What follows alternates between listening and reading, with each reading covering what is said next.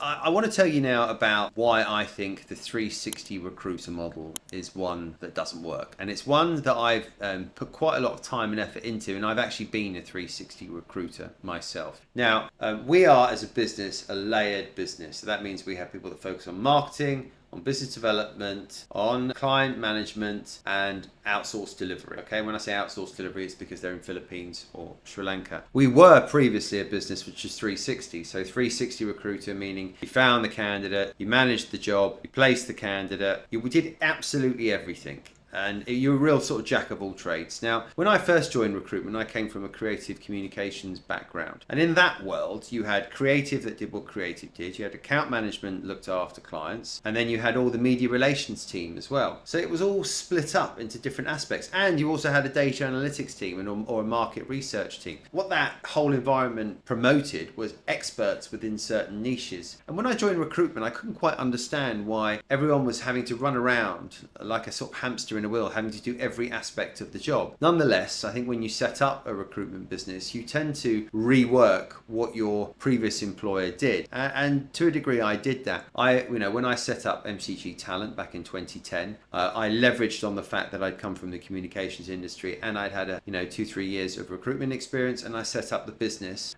promoting my understanding of the sector. But I still operated in a 360 structure because that was the only structure I knew. And I grew the business to quite a sizable number, around about 40 people in Dubai, and then we opened up in Asia, and everyone was in a 360 recruitment capacity. But what I've done over the years is I've essentially created a conveyor belt of competitors, because what you don't learn until you become a business owner about 360 recruiters is you create all these new mini business owners in your business. So when you get a 360 that resigns or walks away from your job, it can be incredibly damaging because they take quite a big book of business with them. They've got the client relationships. So even if you retain the client relationships, it can still be very tough for you to get as good a relationship, because they have really sort of, the 360 model, I think, encourages the business to promote the individual rather than the brand. So I went through a period of time where we had 360 recruiters. In Dubai especially, attrition rates are quite high. I lost people because they had to move back to the UK, they had to move back to America, wherever their home country was, or I lost them to the fact that they wanted to become very sort of lifestyle recruiters and take their book of business with them. So I found that quite damaging, and it was quite eye-opening to see how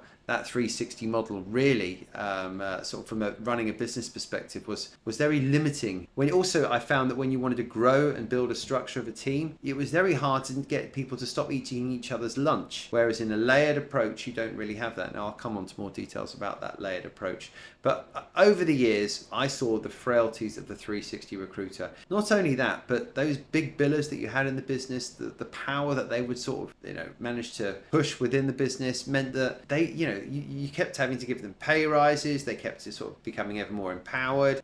I felt it was a very sort of fragile and tough way to grow and structure a business. I didn't think it was really a very sort of manageable, scalable model at all, to be honest with you. So I sort of scratched my head for quite some time, and I had 2 attempts at building a 360 business. I shrunk it after the oil price crash in Dubai in 2016 and again in COVID. But then when we rebuilt post-COVID, I had a brief flirtation with doing the 360 model, and then I actually said, no way, I'm not going to do this again. There must be another way. And I then sort of studied the layered model, and I got a mentor in to help me take our business into different structures. What this has really shown me is, for a start, the brand has become ever more important rather than the individual. We're building out niches in every sector. We're really seeing the importance that marketing can play. As we're running out our automated campaigns, we're able to pass those leads on. We've got a dedicated business developer with a pitch deck that goes out and gets business. We can really build out the sector specialization, and we put all delivery to offshore, which means that